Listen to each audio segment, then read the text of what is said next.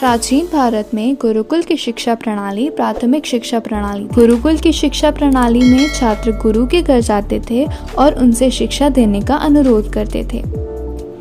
यदि गुरु उस छात्र को अपना शिष्य स्वीकार कर लेते थे तो छात्र गुरु स्थान पर ही रहते थे और गुरु उन्हें अपने सभी गतिविधियों में शामिल किया करते थे।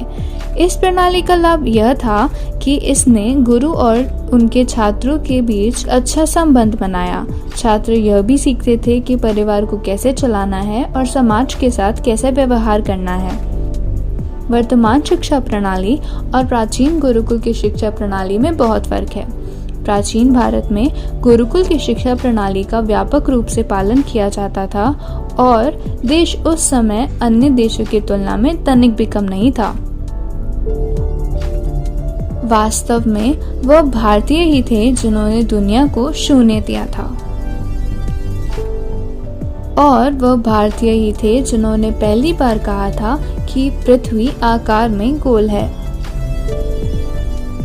और विमान के बारे में भी प्राचीन साहित्य में उल्लेख मिलते हैं।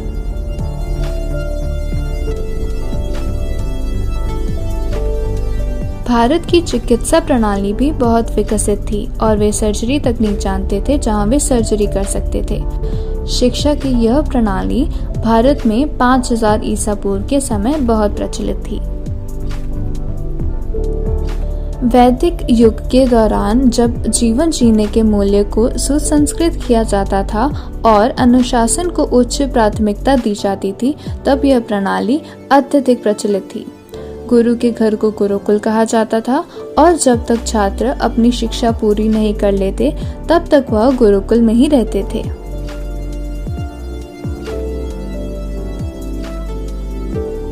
सभी छात्रों के लिए समानता गुरुकुल की प्राथमिकता होती थी।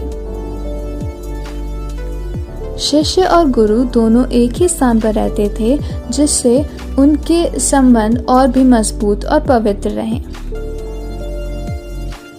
गुरुकुल में शिक्षा के बदले कोई शुल्क नहीं लिया जाता था, बल्कि छात्र गुरु दक्षिणा के रूप में शिक्षक के प्रति आभार व्यक्त किया करते थे।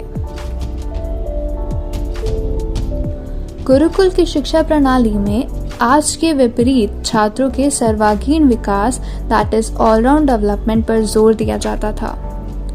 वो एक पवित्र समय था जब शिक्षक को भगवान के बराबर माना जाता था और उन्हें बहुत सम्मान दिया जाता था। छात्रों को प्रकृति के करीब रखने के लिए ज्यादातर गुरुकुल वन क्षेत्र में स्थित थे।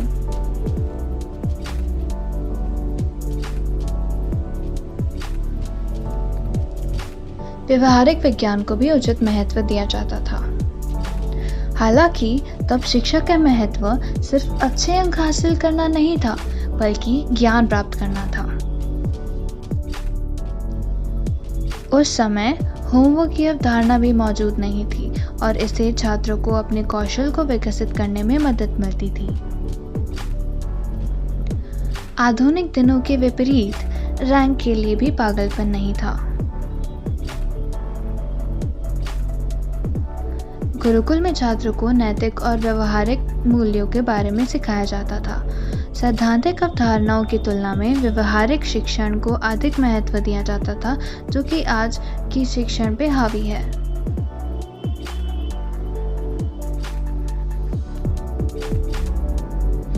उस शिक्षा प्रणाली का उद्देश्य व्यक्तिगत कौशल को पहचानना और उसका पोषण करना था, न कि अच्छे अंकों के लिए दौड़ना। गुरुकुल में छात्रों को जीवन जीने की कला सिखाई जाती थी और इन महान शिक्षाओं के बदले में छात्र अपने शिक्षक को गुरु दक्षिणा देते थे। शिक्षा की यह महान प्रणाली दुर्भाग्य से 1835 के बाद भारत से लुप्त हो गई।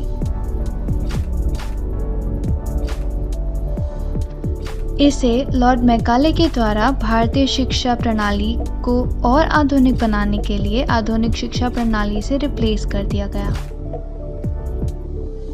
या फिर यूं कह लें कि भारतीयों को उनके ही जड़ों से काटने के लिए ये किया गया, जिसमें अंग्रेज सफल भी रहे।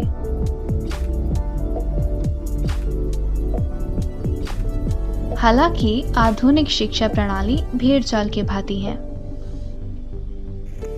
जहां व्यक्तिगत नैतिक चेतना निर्माण और नैतिक प्रशिक्षण जैसे महत्वपूर्ण शिक्षक सम्राट पाठ्यक्रम से पूरी तरह से गायब हैं, जो कि बच्चों के लिए बहुत आवश्यक है।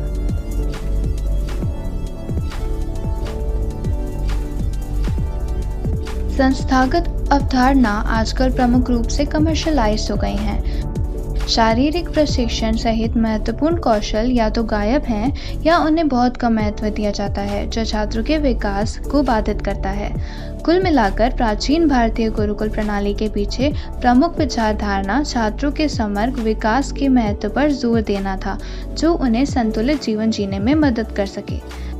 जीवन के इन महत्वपूर्ण पहलुओं को बहुत ही कम उम्र से छात्रों को सिखाया जाना चाहिए। यह उनकी जीवन शैली, कार्य, दिनचर्या और समग्र मामलों में एक समान और बेहतर निर्णय लेने में उनकी मदद करेगा। ये हमारी एक छोटी सी कोशिश है आपको भारत के इतिहास से रूबरू कराने की। अगर आपको यह वीडियो पसंद आई हो तो कृपया इसे लाइक और शेयर करें और हमारे चैनल को सब्सक्राइब करें।